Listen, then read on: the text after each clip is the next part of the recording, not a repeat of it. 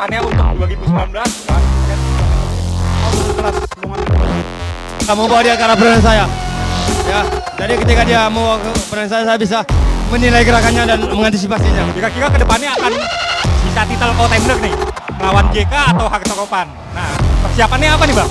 Ya, persiapannya 21 tahun 172 cm dengan disiplin bela diri Wushu Satria Negara JK Hardcore. kalahkannya.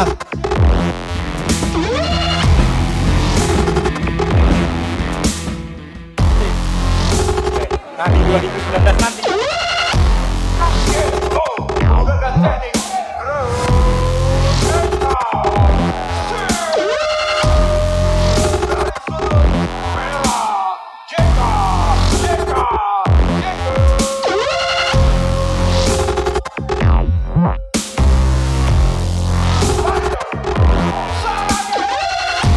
Makin maju dan makin sukses untuk atlet-atlet juga ya, bisa berkarir di one track dan semakin jaya sampai di Indonesia dan di internasional.